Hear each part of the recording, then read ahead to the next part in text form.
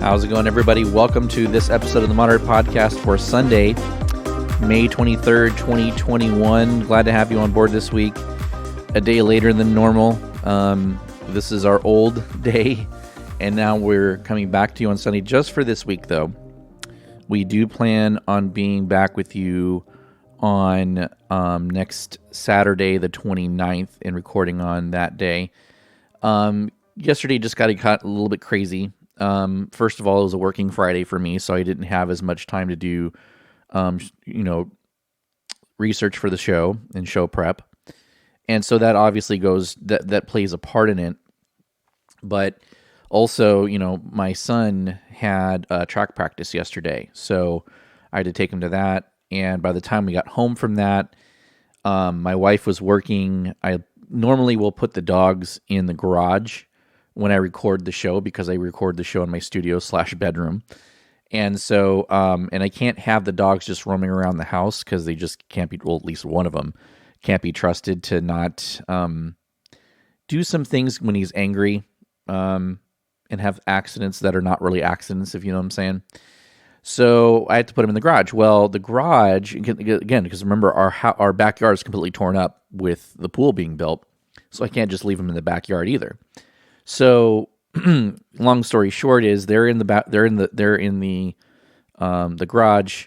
The garage is right next to where my wife's office is. She's on the phone with clients all morning, and of course the dog starts howling, and so she sends me a text message saying, "Hey, you need to take care of the dog." So at that point, I'm like, "Well, I guess I'm not recording today." And then I thought about maybe doing it yesterday afternoon, and it became clear that it just wasn't going to happen because we also have bowling on Saturday afternoons as well, my son and I. So it just kind of got away from me, and I like to dedicate enough time to the show to get it ready properly and make sure that, I can put out quality content. Now, what your definition of quality content is, well, that's for you to define, but I'm guessing if you keep coming back for more, I'm guessing that you probably think it's pretty quality. So I want to keep it that way. But, and so this show may be a little bit different in terms of how things go. I don't have as much of a long list of things to talk about this week as I have in the last few weeks, but I usually, we've talked about before, I usually say that, and then all of a sudden it seems like, oh, well, actually, we ended up having an hour and 10-minute long show. Whether that's where we get to or not, I don't know. We'll see. So I do want to get a couple of things. I want to talk about a couple of things. I want to follow up on one thing that I talked about last week with the Arizona audit, because there was something that came out of that right after I talked about it. So I want to get into that a little bit. I have a Fox News headline that could be construed as misleading, so we're going to talk about that.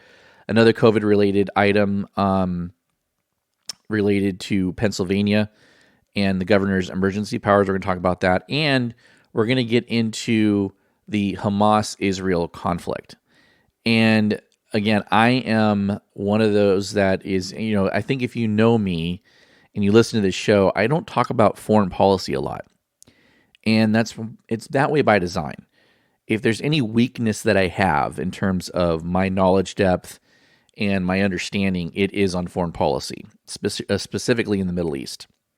So I've talked about like the peace deals that the Trump administration tried to broker late in the Trump administration's term, but other than that, I've kind of I avoid the subject, and the reason I avoid the subject is just because I'm not as well versed on it. But it's hard to ignore what's happened the last week and a half between Israel and the Palestinians. So we're going to talk about a little bit about that and kind of the more broader picture of that. And, where people stand on it, where they come apart on it, and some of that. I also want to talk about the GOP and their continuing implosion. We kind of talked about that last week as well, and that was a big part of our show.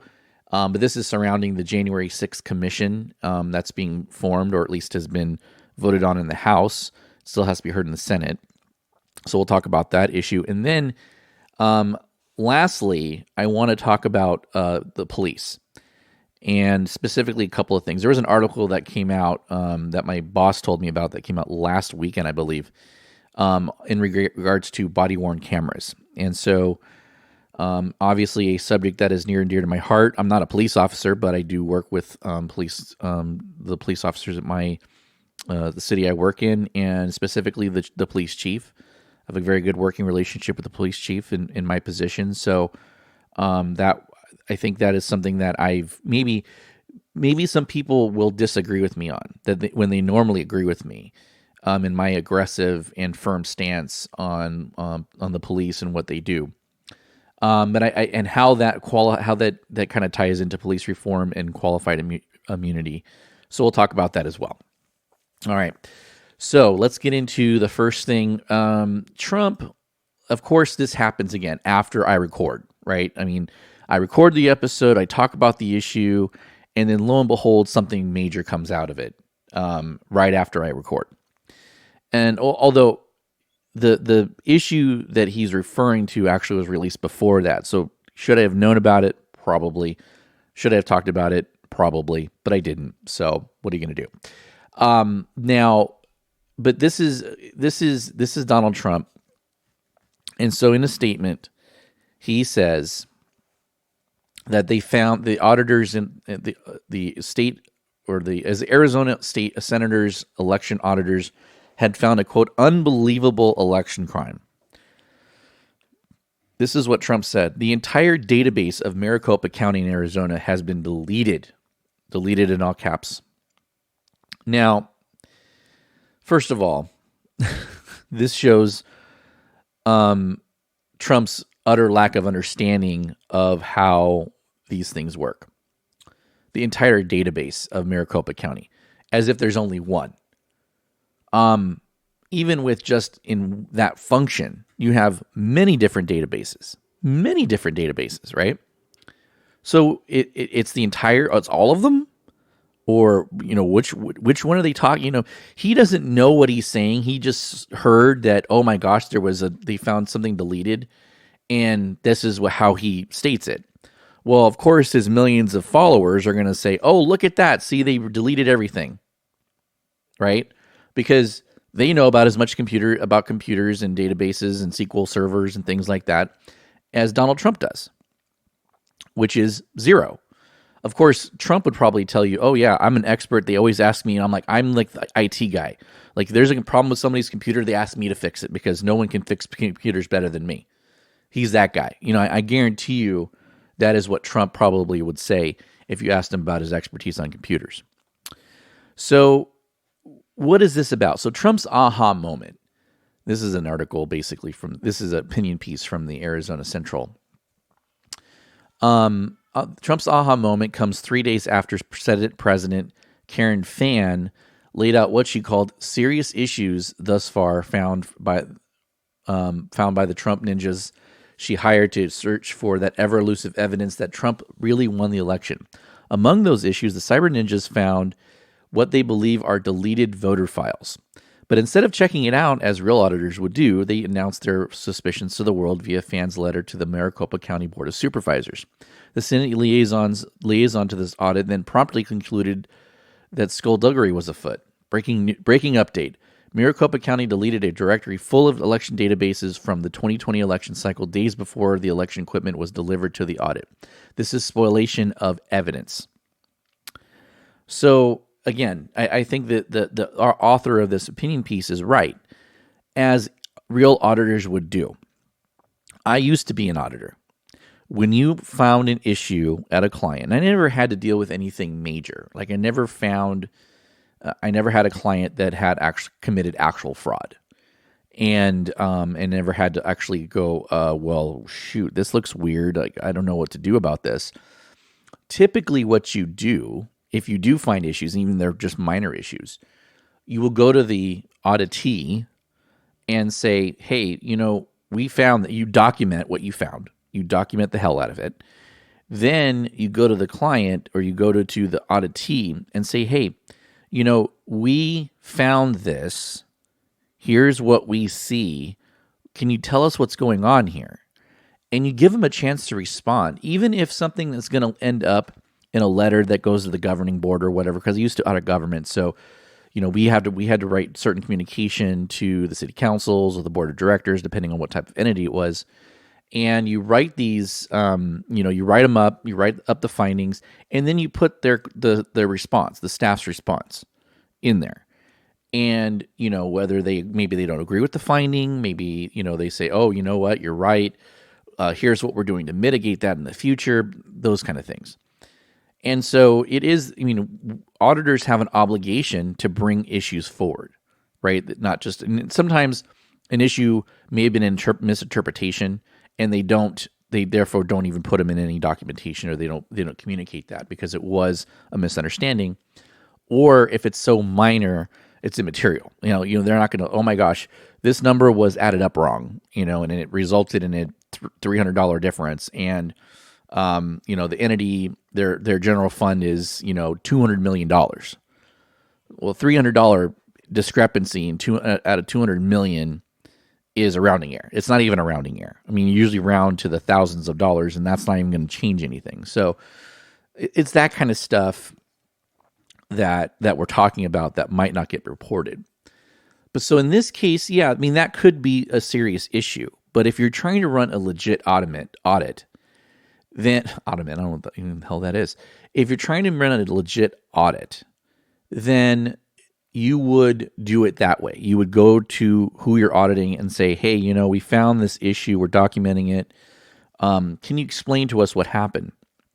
Well, it turns out what happened was that they were looking in the wrong place for this stuff, and it was basically deleting temporary files. It's essentially what happened.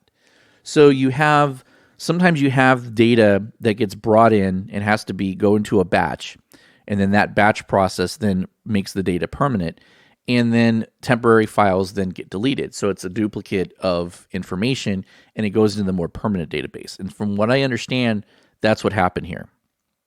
So it was a combination of the cyber ninjas not understanding what they're looking at, and also apparently it was some mistakes on their part as well. Just in trying to retrieve the data, they inadvertently deleted some stuff and had to restore it from their own things. And the screenshot that they provided as evidence of this actually showed that. Because if you didn't know what you're looking for, it may look like, because there are a bunch of red X's on the screen. Oh my God. I'm like, what the hell? If you're a Trump publican, you're like, what the hell happened? This is fraud. See, we told you.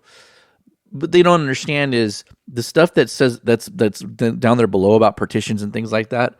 It shows that code ninjas, that's where my son goes for things. Cyber ninjas screwed up. They screwed up in their procedures. So it was their own screw up that they're reporting on, and they're turning it into that Maricopa County is deleting these files. It's unbelievable. This is the crazy kind of crap that's happening in this kind of thing. And this, again, remember we talked about they're trying to find like bamboo in the paper and things like that. It's like these people are nuts. So anyway, I thought that was pretty funny. But of course, it doesn't matter. It doesn't matter. The damage has been done. Now, millions of people in this country are going to have something to point to. And this is what they're going to point to. That this is the corruption they were looking for. They found it. They've got it. They're going to keep this, and they're going to continue to report on that. No matter if even if cyber ninjas themselves said, oh shoot, we screwed up, because they've kind of walked this back subsequently. So, but that won't matter to Trump supporters, because they have something to show that something went wrong, even if it's not really real. That's all they want. They just want something to say, look at this, we were right, the election was stolen. Therefore, the entire election was stolen. Because if it happened here, it happened in Georgia, it happened in Michigan, it happened in Pennsylvania, it happened in Wisconsin, it happened in Nevada. It happened everywhere, right? Because of this one thing. That's what they're going to say. And there's millions of people in this country that will actually believe that. That is what is so sad about this whole thing. Unbelievable. Okay, a couple COVID things. This was first this is just more of another example of headline culture. And this is something that we get caught up on. Here is the headline that was on Fox News on, I think, probably Tuesday, because it was on Tuesday, because Biden said this stuff on Monday. Biden's COVID warning: unvaccinated, quote, will end up paying the price, end of quote. That's the headline. Biden's COVID warning. Well, that has been interpreted by some to mean that basically that somehow the government or Biden's administration is going to punish you if you don't get vaccinated. That's what a lot of people think that's implying. Because number one, they clearly didn't read the article. And number two, even if they did, they're again looking for anything to be able to say that Biden is evil. Now, here's the thing. They're trying too hard. If you want to look at actual policy and debate them on policy, you probably could do pretty well. But the problem is you've got behind Trump, who is a freaking whack job and possibly a criminal, possibly, allegedly. And so you can't go after policy now. You have to go after personality, because you can't argue that when you're trying to promote Trump. If you get back to if you abandon Trump and you actually get back to arguing ideas, there's plenty that the Republicans and the conservatives can get behind to show that their policies are superior without having to have this distraction of a sideshow. They don't need that, but yet they seem to insist that they need it, because they don't even like their own people. So it hasn't so now it's not no longer about policy. It's now about personalities. That's all it's about. So this is what actually happened.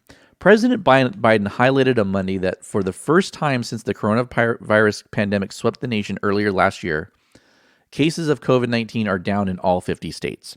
The president highlighted that deaths are down from COVID by 81%, which he said was their lowest level since April of 2020. But he cautioned that, quote, I can't promise that will continue this way. We know that there will be advances and setbacks, and we know that flare-ups may occur. But if the unvaccinated get vaccinated, they'll protect themselves and other unvaccinated people around them. And the president warned that, quote, if they do not, states with low vaccination rates may see this progress reversed. Ultimately, those who are not vaccinated will end up paying the price. The vaccinated will continue to be protected against severe illnesses, but others may not be if you're not vaccinated. So there's where it came from. That's the warning, is that those that are not vaccinated will end up paying the price. And what he's saying is that the unvaccinated are more likely to get sick, which is true. That's why you take the vaccine. Again, we can debate all day long about how deadly this thing is, how sick you might actually get. What are the chances of that? The chances are pretty small. The chances are very small that I would die from the flu if I got the flu. But I've been getting the flu shot for years. I was a chronic flu sufferer. Every year I used to get the flu, and I haven't gotten the flu since I got the flu shot. So, and it's not because I think I'm going to die from the flu, but it knocks you on your butt for a week, and you feel lousy. I mean, if I could take a simple shot that, by the way, is offered at my work, so I just, take my, coffee break and walk over there, get my shot, and I'm back to work in no time, so it takes almost no effort. Why wouldn't I do that? I mean, not everybody, by the way, not everybody believes in that. Not everyone wants to do it, and that's fine. That's their own prerogative. That's okay. But it helps me, and I've noticed that it helps me. So I'm going to continue to do it because I don't want to take a week off from work because I'm sick. That's all it is. I'm not afraid I'm going to die from it, but that's why I take the flu shot. That's the same thing I got the COVID shot. Do I believe I'd die from COVID? Most likely not. I mean, I've had issues with pneumonia and bronchitis in the past. And when I do get sick, it tends to turn into one of those two things.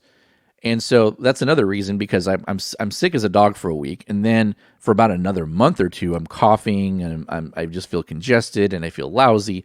I mean, not enough to not go to work, but I still feel lousy. So that's why I get it, and so that's why I got the COVID shot, because the COVID shot, it shows shows that it's been effective, and that's why I got it. I got it for the same reason that I get the flu shot, and my wife doesn't get the flu shot because it doesn't work for her, and actually, she has suffered side effects from it, so she doesn't take it. So there again, there is, but the bigger issue that I had here was not necessarily what Biden had to say. It's how Fox News, of course, framed it. Because, of course, they say unvaccinated will, quote, will end up paying the price. And because they know that the fears of their viewing audience, their most ardent viewers and patrons, already feel like Biden's administration has a target on, that they have a target on their back, that the government's coming after them, and that this is just another example. This is now proof that Biden's government is coming after them. And it feeds into that fear. It feeds into that hysteria that they have. And so that's why they frame it this way, because they know that most people are not going to actually read the article. They're just going to read the headline. That's what we do because we're so inundated with information these days. All we do is read the headlines. So that is with that. Okay, this is something that happened in Pennsylvania this past week, and it could happen, actually end up happening in other states as well. Pennsylvania voters became the first in the nation to curb their governor's emergency powers, approving constitutional amendments proposed by Republican lawmakers angry over Democratic Governor Tom Wolf's handling of the COVID-19 outbreak. The vote on Tuesday's statewide primary ballot came as Republican lawmakers across the country have sought to roll back the emergency powers governors wield during the COVID-19 pandemic. The constitutional amendments will give lawmakers much more power over disaster declarations to apply whether the emergency is another pandemic or a natural disaster. So the questions asked voters to end the governor's emergency disaster declaration after 21 days and to give lawmakers the sole authority to extend it or to end it at any time with a simple majority vote. Before Tuesday, the Constitution required a two-thirds majority vote by lawmakers to end a governor's disaster declaration, and legally, the governor could issue an emergency declaration for up to 90 days and extend it without limit. And I agree with this. The whole point of an emergency declaration is because instant action is needed to protect life and property. That is what they're for. But what it's supposed to do is supposed to give you a bridge to be able to implement certain actions until the legislative body can get together, discuss it, and then take further action on it. That is why emergency declarations exist. So, for example, at the local level, a city manager, especially in a council manager form of government, the city manager has certain emergency powers that it can grant. And often what will happen is they'll declare an emergency under their power to do that, but then the city council must get together and actually do that as well. And so normally what will happen is that unless there's really, like it's an earthquake or something and direct actions needed immediately, the city manager will unilaterally enact it, and then the city council will call a emergency meeting to actually ratify that. And then they'll take control over that from that point going forward, because essentially the city manager acts as like the executive branch of the government at the local level, whereas the city council is more the legislative part of it. So in that case, this makes a lot of sense, and this is something that I've always wondered about: is that we're now a year into this. You're telling me by now that legislatures all over the country couldn't have taken action on this? They could have taken action within weeks. And yet it's been a year, and it's always been the governors that have been running this thing, not the legislatures. So I would not be surprised to see more of this happening around the nation. And I think that this maybe went to prove that maybe those emergency powers were too broad, and they need to be reined in a little bit. It's not that they should be eliminated. And this, not even in Pennsylvania did they suggest that. They're saying, look, if a governor declares an emergency disaster, it basically gives the legislature 21 days to get together and try to do something about it. Now, that's pretty straightforward when you have something like a flood or an earthquake or a tornado or a hurricane, things like that. Natural disasters, those are easy. Those aren't political, right? I mean, everybody knows that it's very clear that there's damage and that emergency powers are needed. And we need to declare the emergency, and we have to keep it going. But in a case like this, where it's been politicized from day one, rightly or wrongly, I think wrongly at first, it's been politicized, and now I think it has become political, but the other way. I'm not saying it's rightly political, but it is now more of a political thing than an actual health emergency thing, is what it's become. And so, immediate action was needed initially to be able to do the shutdowns and things like that. It was supposed to be 2 weeks, 2 weeks to, flatten the curve, right? That was always what we heard. And it turned into over a year, here in California, June 15th is still our magical day. So I would not be surprised to see something like this. And to Wolf's credit, he spoke out against this. But he goes, this is what he said after the measures passed. And this is Tom Wolf, the governor of Pennsylvania. There's no question that I opposed this. I said many times in many different ways. But the voters have spoken, and Pennsylvania wants to change the rules. And I think it's incumbent upon us to the best we possibly can to make those rules work. So good for him. I mean, that's good. That's really a good thing to say. Hey, good for him. I think that's a good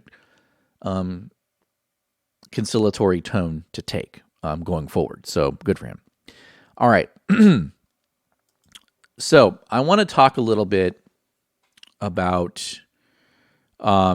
Actually, you know what? I'm going to skip that for now. I'm going to go to the GOP. I'm going to talk about that first. So last week we talked about the split in the GOP and that continuing split that's been happening.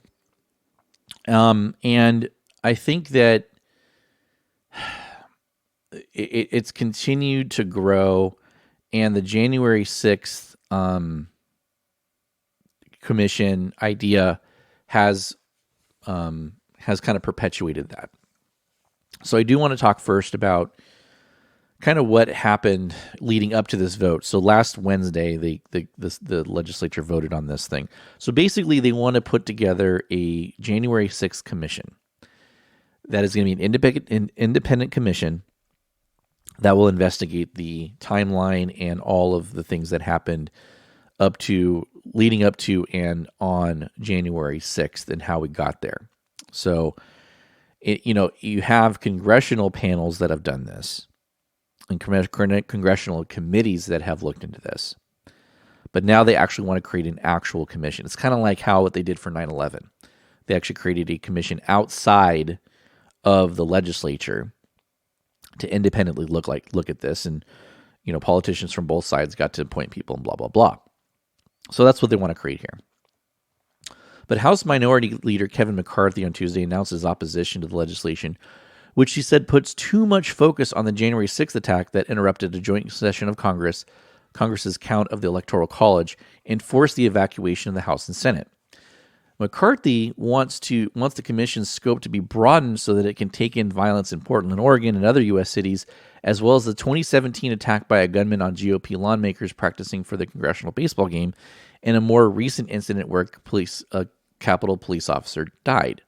McCarthy on Tuesday said that the bill, quote, ignores the political violence that has struck the American cities, a congressional baseball practice, and most recently, the deadly attack on Capitol Police on April 2nd, 2021. The presence of this political violence in American society cannot be tolerated and it cannot be overlooked. Fine. But you're investigating a specific incident. And the thing that those incidents don't have is that this was a specific attack during one of the most important exercises that we go through as an American government. This is the most important thing. The counting of the votes for President of the United States. the peaceful transition of power. That is what we're talking about here. Those are very, very different than what happened in Portland and other of those things. If you wanted to create a commission to look at political violence in the country, that's fine. But this thing is very, very different. And lumping those other things into this is wrong because they did not target the vice president of the United States. This thing particularly targeted the vice president of the United States. It targeted members of Congress. And yes, I understand that we don't like Congress and they have a low approval rating. Okay. But when you talk about when we go to war throughout history, the biggest thing you can do is go after the seat of government. That is where wars are won and lost, when you go after the seats of government. That is what happened here. And that anything else that has happened in the last year pales in comparison to that. That's what people have to remember, is that this particular attack was way different than anything else we have seen. And this is something that if another country did it, that would be an act of war, and we would be declaring war against that particular country if they did that. That is the difference. And if you don't understand, if you try to equate those other things, then you're way dismissing what happened on January 6th.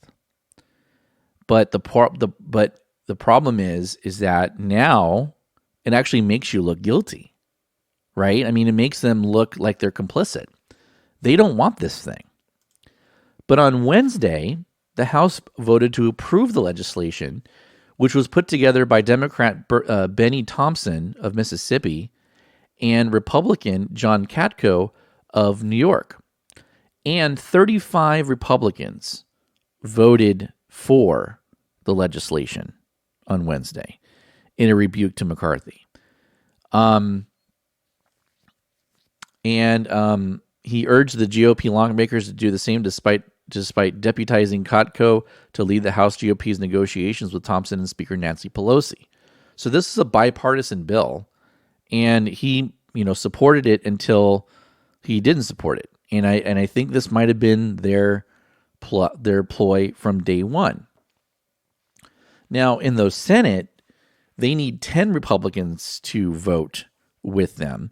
I think they'll get at least 5, because I can see maybe Ben Sass voting for it. I can see obviously Mitt Romney, Lisa Murkowski, Susan Collins. I can see them certainly voting for this thing.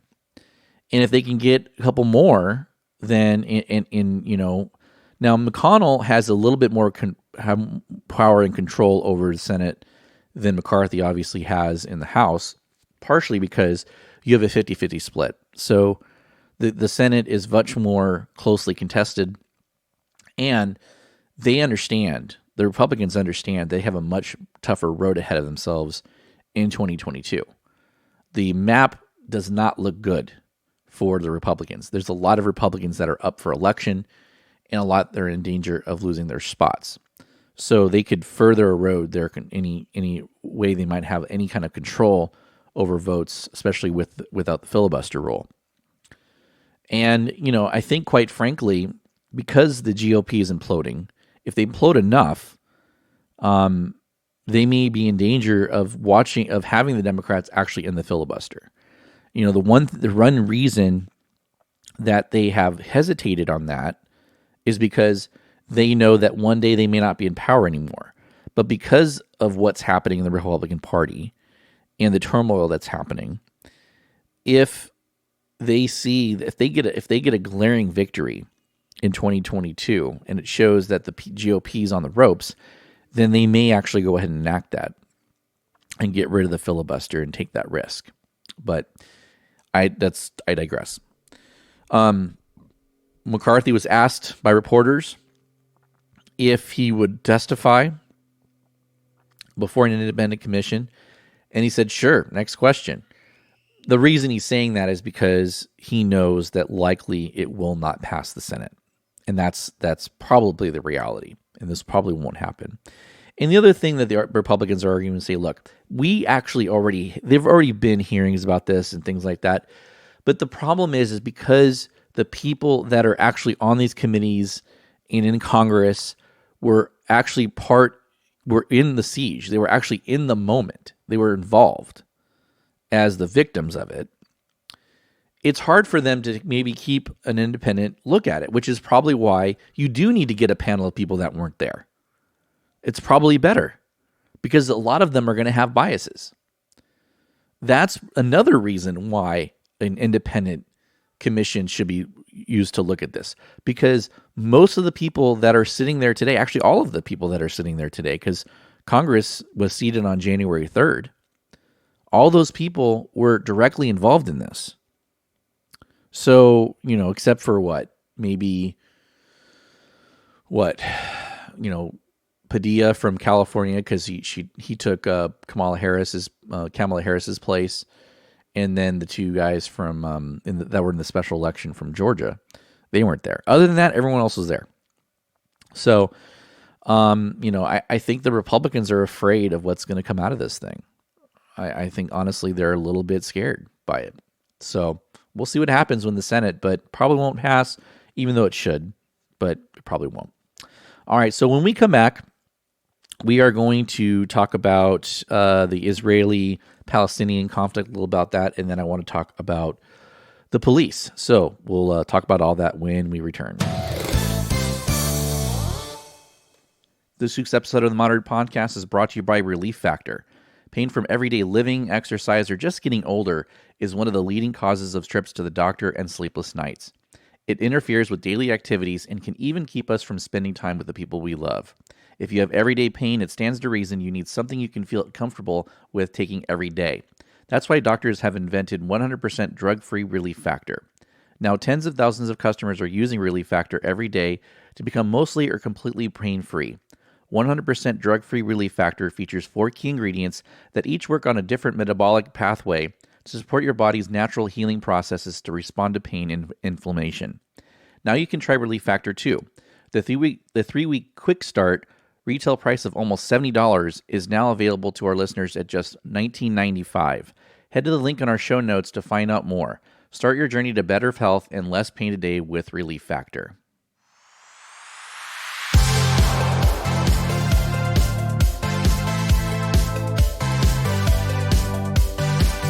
Welcome back to the Moderate Podcast. Glad to have you with us. All right, so as I said at the start of the program, when it comes to foreign policy in the Middle East, it's such a complicated thing.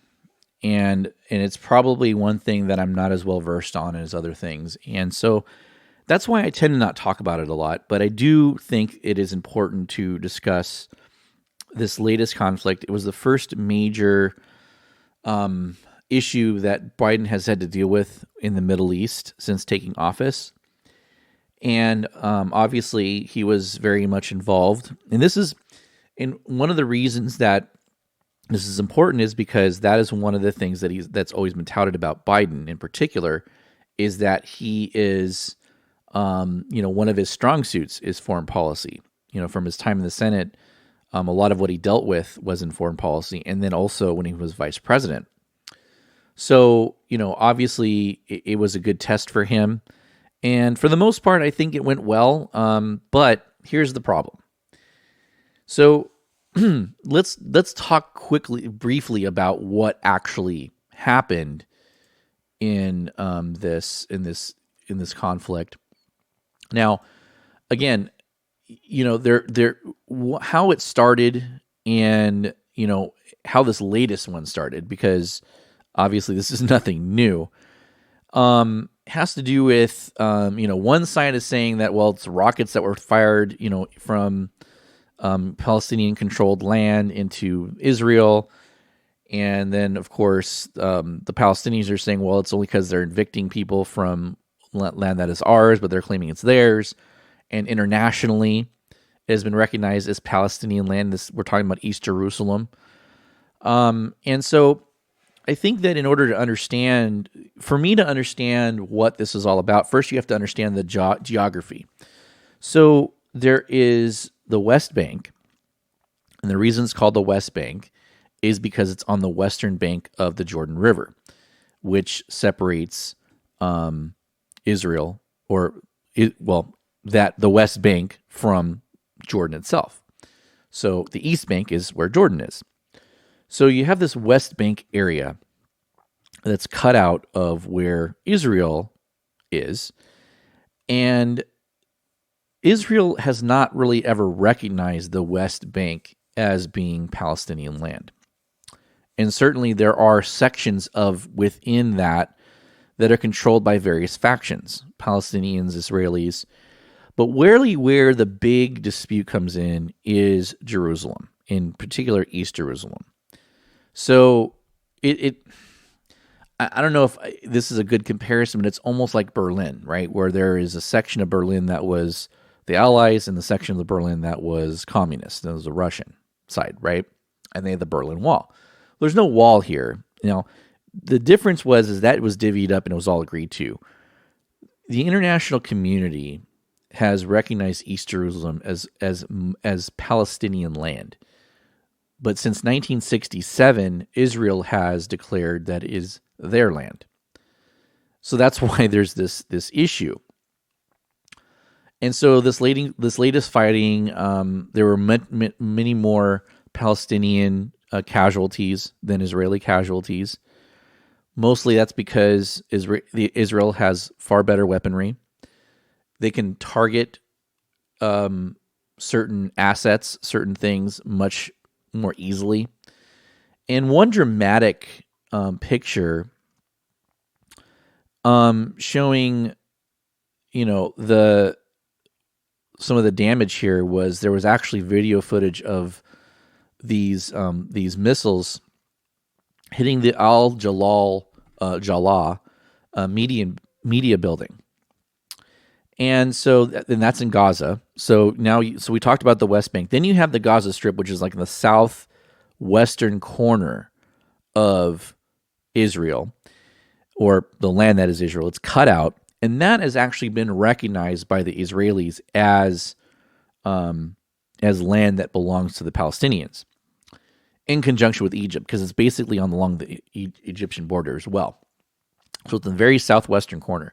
So it's separated from the West Bank. So you have two areas that are Palestinian controlled. One is disputed, one isn't as much, but Israel still has like a buffer zone in Gaza, which really crowds Gaza. So you have like 2 million people in this pretty small area. And, they call it it's one of the most densely populated areas in the world.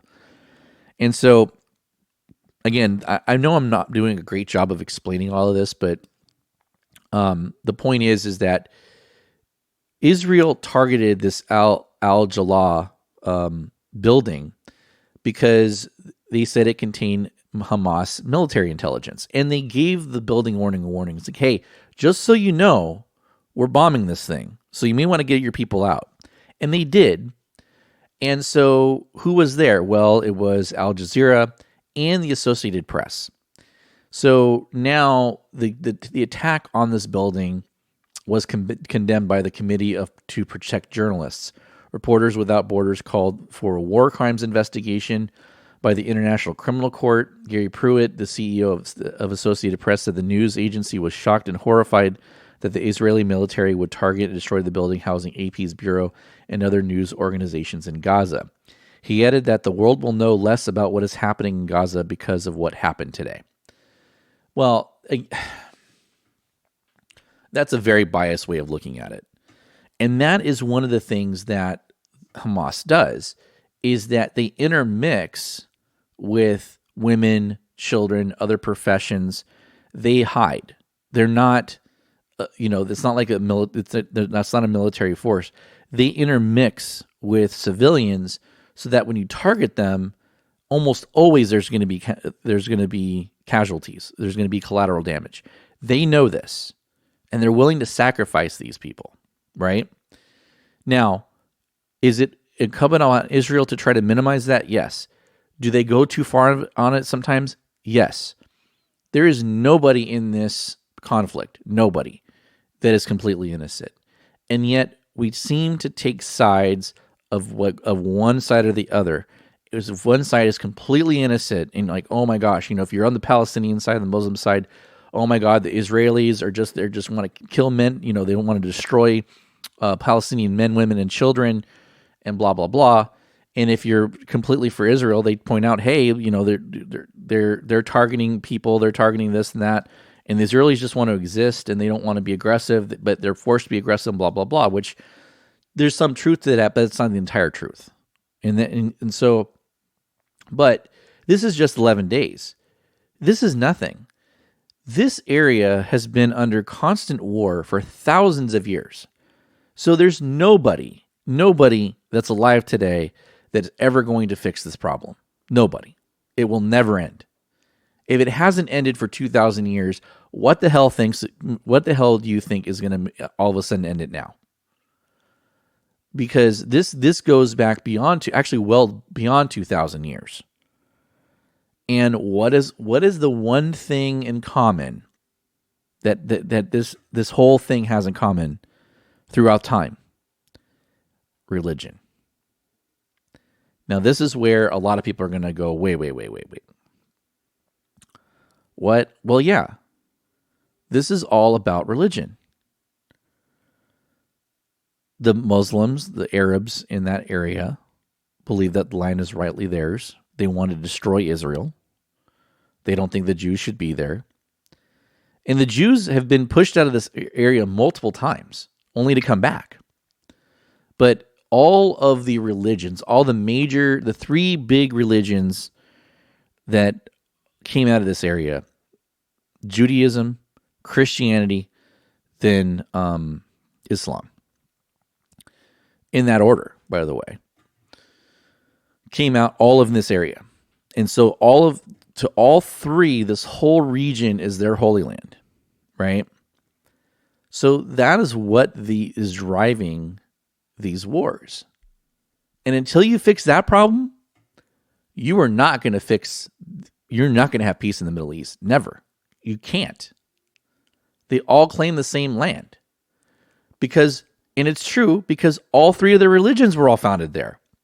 So they all believe that their God is the righteous God, and their God is the one that granted them this land. And everybody else is an imitator. Everyone else is a poser. How do you fix that? I don't know how you fix that. And, for us in this country to say that we're losing religion in this country, and that's why we have a moral crisis in this country, right? That's why we all of a sudden have gays, and that's why we have transgender people, and we're going with non-binary. You've probably heard about what happened with Demi Lovato this week in her pronouns. She has come out as non-binary. I guess they came out as non-binary. That's the way I'm supposed to say it, to be politically correct. But people that are very religious point to a lack of religion in our lives. Yet religion has been the leading cause of death throughout human history, if you think about it. Because we fight wars over religion. We fight to the death because we believe that much in our religion. In religions that are supposedly supposed to make us more righteous, more moral, and supposed to be a moral compass. And yet religion itself has caused millions and millions and millions of deaths throughout human history. That's why I don't believe that I need religion to tell me what's right or wrong. I've never believed that. I think that you just are a decent human being. We've evolved. And part of our evolution is to do what's right. And people say, well, what tells you what's right? I don't need a Bible or a Quran or a Torah to tell me what is right and wrong. I don't need that. And I think that too many people use religion as a crutch. And we talked about that last week. Is like you have your Marjorie Taylor Greens, and they sit there and say that they're so religious, and yet they can be the most despicable human beings that you can find. And then just hide behind their religion and say, well, I'm a Christian, so you can't say that I'm a bad person because I'm a Christian. Don't ignore all the other stuff that I say, but because the bottom line is I'm a Christian, so I can do what I want because I'm a good person, and I am a good person because I'm a Christian. No, you're an asshole. Okay, let's not mince words here. But people are willing to die for their religion, and that is a big, big problem in this country. Not as much as it is in the Middle East, but I think that, and I'm not saying that religion is bad, though. That's the problem, is that it's so conflicting, because I know that religion does a lot of good in the world. All right, it does. Don't get me wrong. But this Middle East conflict will never be resolved as long as religion is such a thing that we're willing to die over it, and that they can't coexist with one another because they believe something else. They're invading our holy land, and that is the most important thing to us in our lives, is our holy land. That's the attitude. So anybody, you can negotiate temporary peace. You can negotiate a ceasefire, and you could go years without violence, but it won't last. It will not last. It perpetuates itself from generation to generation, and I don't see how in the world this could ever end. Not in our lifetimes anyway. I just don't see how it ends. You're never going to get people from those three sects, especially from Judaism and Islam, to get together and say, we recognize each other, we want each other to live.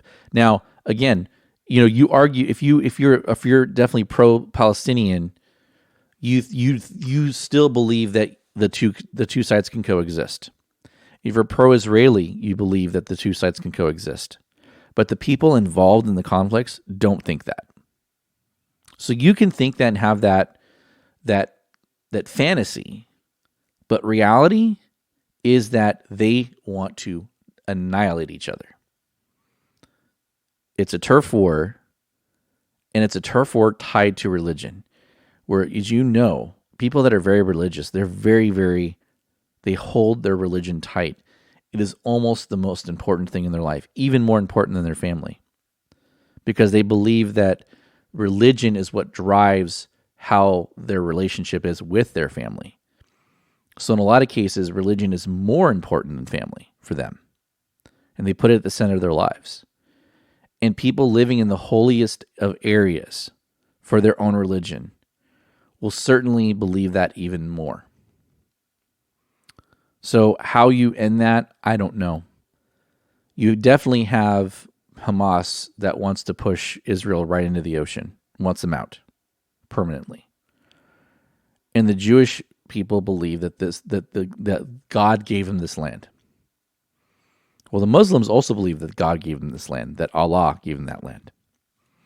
I don't know how you solve that problem. But to me, it's almost impossible. Almost impossible. All right. So let's move on. Let's talk a little bit about police. So there was an article that came out, and the headline is in the USA Today. The headline is, "Body cams haven't lived up to promises of criminal justice reform." And when I read that headline, I'm like, well, yeah.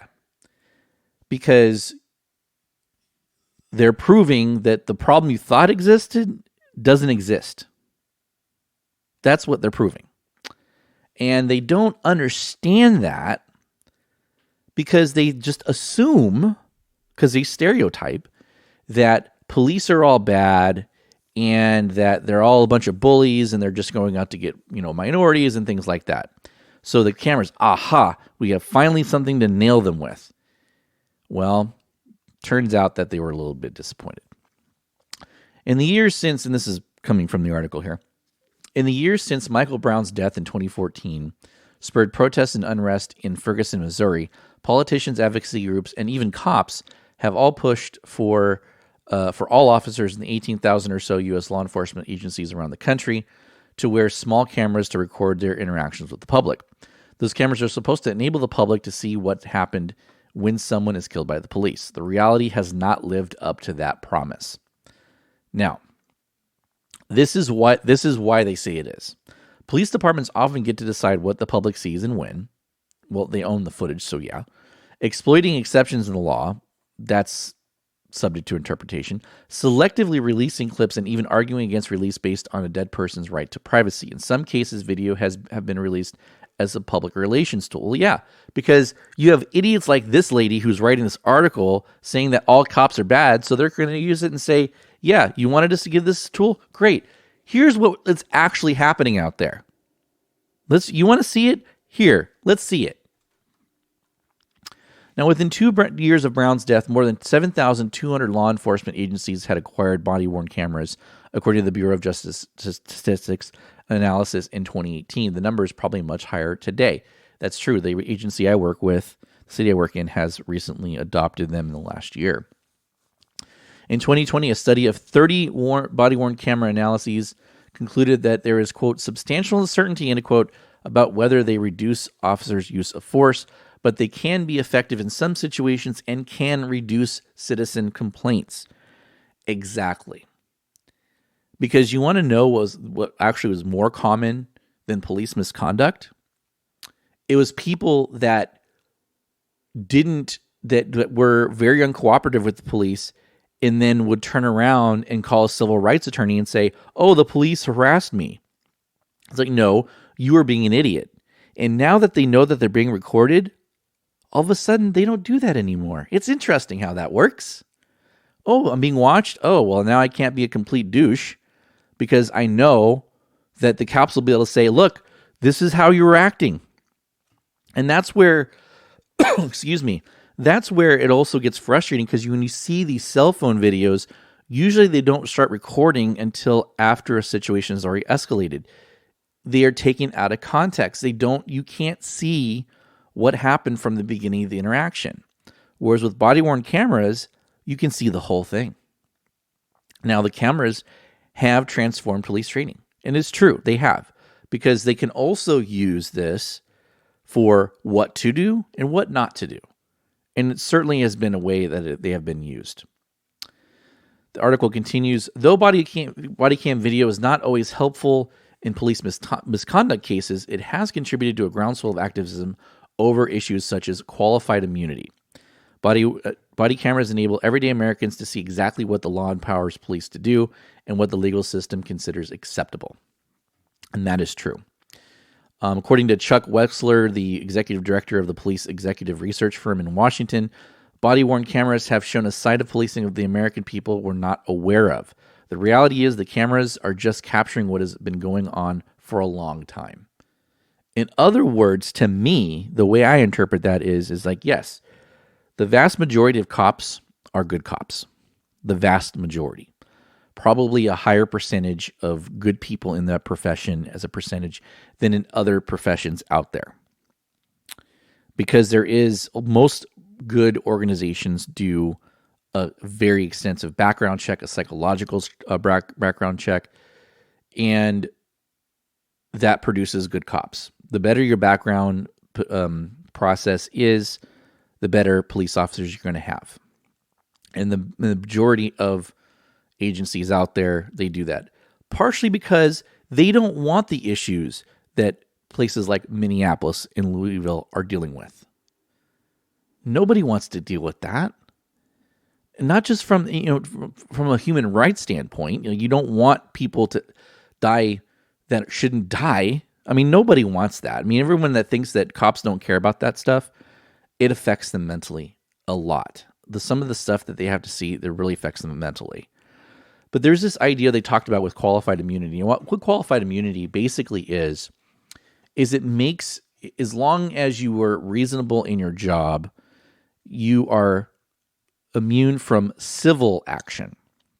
That is why when you had Derek Chauvin convicted of murder, that's a criminal charge. So qualified immunity does not shield cops from a criminal charge. Like if they did something criminal, they can be prosecuted for it. Now, if you got rid of qualified immunity, now can you change it and make it better? Maybe, yeah. Qualified immunity itself is it's rooted in statute that was written back in the 19th century, but then has been affirmed through various Supreme Court cases over time. And honestly, as a government official myself, even though I'm not a police officer, I don't carry a gun or anything like that, I do qualify for qualified immunity as well. And what that basically says is that it doesn't stop anybody from suing. It's just they can't sue the individual. And because otherwise, I would have to take professional liability insurance out. Police would have to probably do the same if in their course of work. It's already hard enough to get police officers right nowadays, especially because of the bad rap that cops have been getting. So it's already difficult. And it's also more and more difficult to find people that will pass a background check. That's another part of it, is that, it's harder and harder to find that. And so you could get 100 applications, and we're not getting as many applications as we used to, by the way, for the job. You could get 100 applications and maybe only find like 2 good people, worthy of hiring. So it's really difficult to find good people to be cops, and you don't want to lower your standards at all, because then you're going to end up having issues along the lines of what we've seen in other places.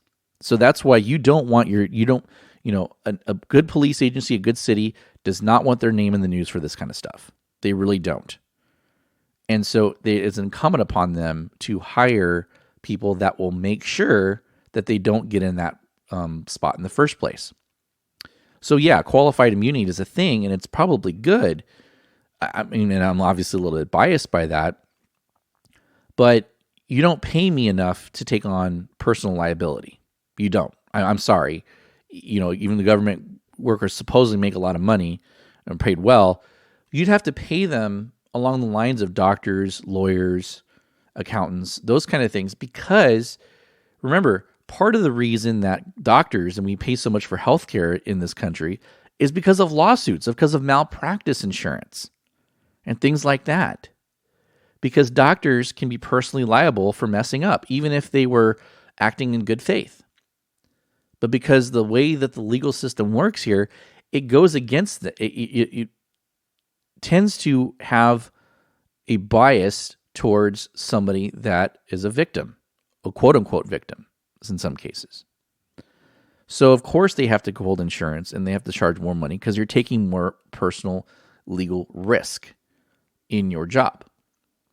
And so you'd have to do the same thing for cops, especially because just given the nature of their job and the interactions that they have to go through. I mean, I think that if you got rid of qualified immunity, they would shy away from calls. They'd probably shy away from the profession in general. But even if they were, if there was a high-risk situation that you're going into that's saying, oh, shoot, if I respond to this call, I might get sued, you may just not show up at all and take the risk, the disciplinary risk on that of not showing up to a call versus, possibly getting sued over something, going into a situation. So there's a lot of unintended consequences that would come from that, I believe, if you got rid of that. So that's qualified immunity.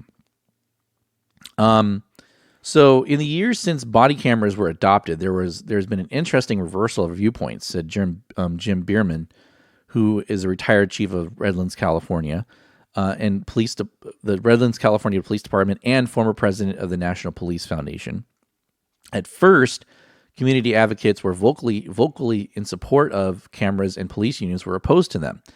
And over time, as camera footage has exonerated so many officers, now it's just the opposite. Behrman said community activists are less vocal because the cameras have not produced the stunning kind of police reform that they had hoped for. So in other words, what it showed, and as Wexler said, I talked about earlier, is that it's showing that the problems in the police force in general, across the board, are not nearly as bad as people thought they were. And the cameras are proving that, which is why so many agencies are on board with it, because they know, like, hey, we know we're doing a good job. Now we're going to be able to show the world that we're doing a good job. And that's what the cameras have done. So the activists are pissed because they wanted this to be the case. They wanted, and they're saying, oh, well, it's because they control it and they're restricting public access and blah, blah, blah. No, it's not capturing the things you thought it would. You took a risk and you lost because you had this notion, you had this assumption that cops were bad guys and women, that they were doing something wrong. And it turns out that maybe, just maybe, they were wrong about it. And they can't admit it. So now they're saying, well, they're coming up with a bunch of excuses, BS excuses, I might add, it's because of a restriction of access and blah, blah, blah.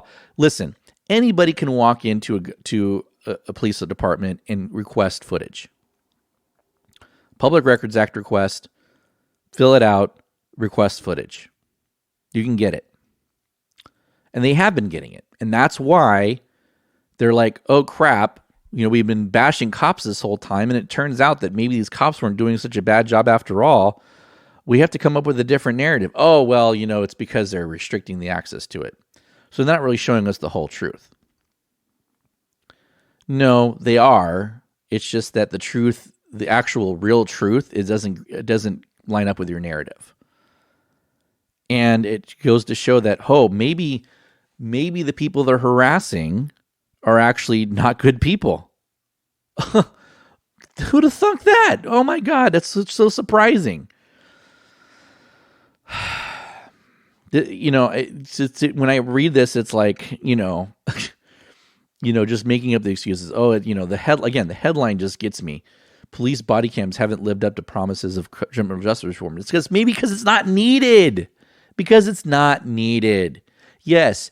Do we want to hold bad cops accountable for what they do? Absolutely. Guess who else wants to hold bad cops accountable?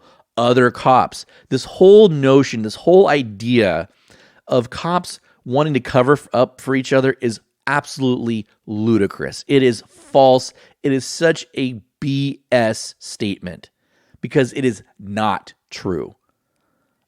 I know for a fact that is not true.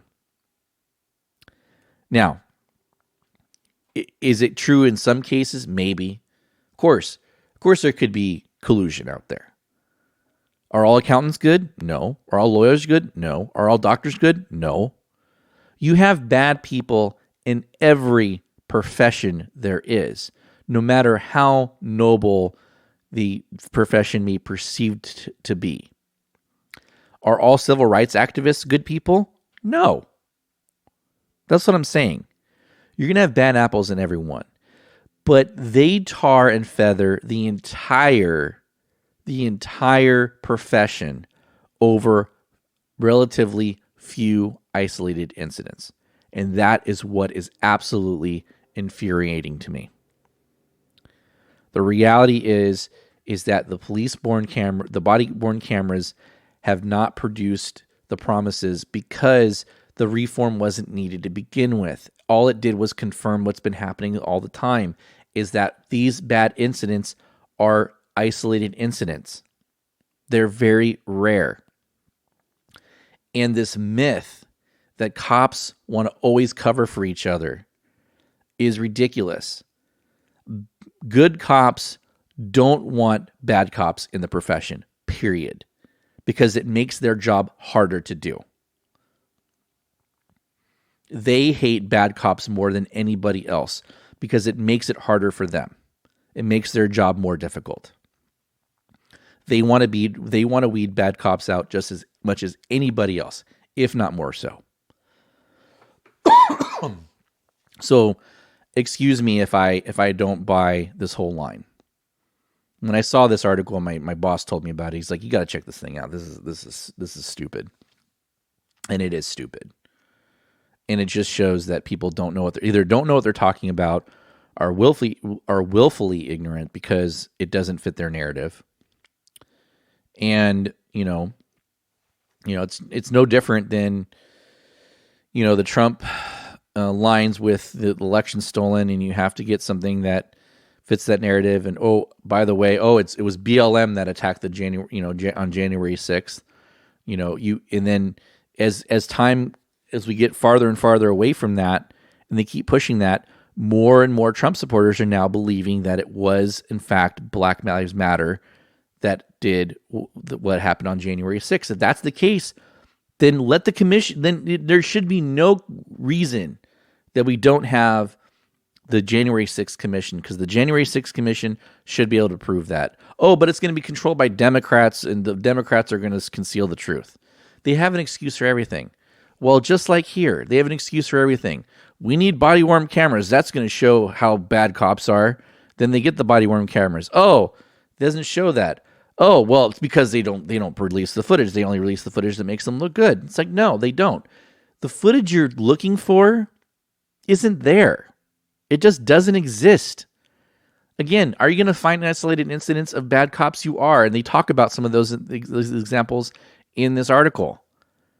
But it's not going to produce the evidence you thought it was going to produce, because the evidence does not exist. Period. So I guess it happens on the left and right. If that, nobody can be wrong these days. Nobody can go, maybe we need to approach this a different way. By the way, I'm going to leave you with this question. Who is more likely to kill a black person in this country?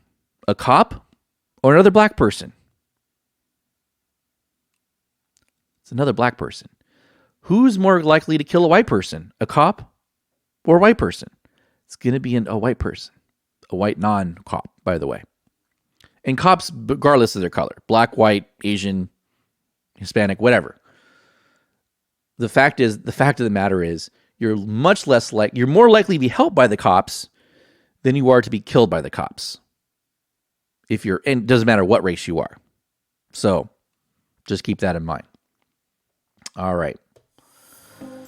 That'll do it for the Moderate Podcast this week. Hopefully you enjoyed the show. Our website is themoderatepodcast.com. You can find all of our social media there. We're on Facebook. We're on Twitter. We're on Instagram. Our Facebook feed, our Twitter feed is right there on the website as well. If you'd like to advertise on the show, you can click on the link there and check us out. We'd appreciate it. Remember, if you want to get a great discount on the Quick Start Pack from Relief Factor, the $70 value for just $19.95, head to our show notes, click on the link there, and you can get that big discount. So, again, thank you for joining us, and until next week, everyone stay safe and keep it real.